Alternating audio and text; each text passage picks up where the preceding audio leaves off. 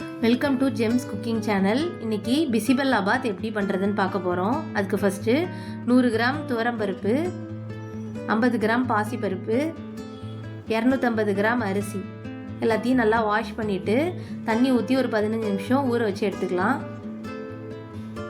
அடுத்து அடுப்பை ஆன் பண்ணிவிட்டு குக்கரில் 5 டேபிள் ஸ்பூன் எண்ணெய், 100 கிராம் சின்ன வெங்காயத்தை கட் பண்ணி சேர்த்துக்கலாம், 2 பச்சை மிளகாய், வெங்காயம் நல்லா வதங்கினதுக்கப்புறம் 2 தக்காளி, அடுத்து காய்கறிகள்லாம் ஆட் பண்ணிக்கலாம். ஒரு கேரட், 3 பீன்ஸ், ஒரு உருளைக்கிழங்கு, 5 அவரைக்காய்,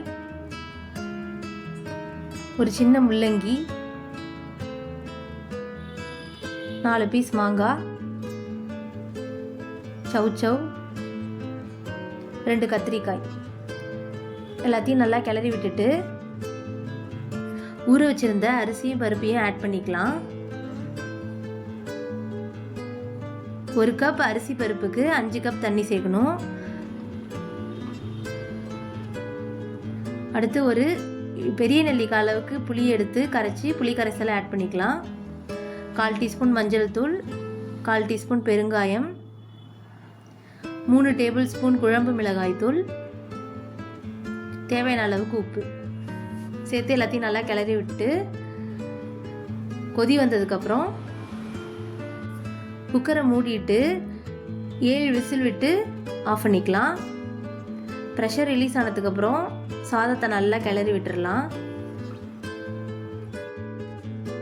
தாளிப்புக்கு ஒரு வாணலில் 1 டேபிள் ஸ்பூன் நெய், 3 டேபிள் ஸ்பூன் எண்ணெய், 1/4 டீஸ்பூன் கடுகு நல்லா பொரிஞ்சதுக்கப்புறம் 2 வரமிளகாய், 5 சின்ன வெங்காயத்தை நல்லா பொடிசாக கட் பண்ணி சேர்த்து நல்லா வதக்கி விட்டுடலாம்.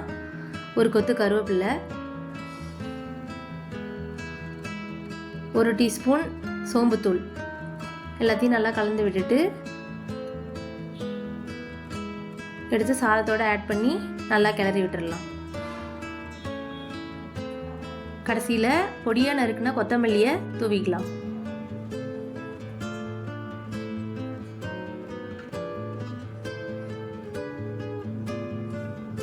சுவையான பிசிபெல்லாபாத் ரெடி.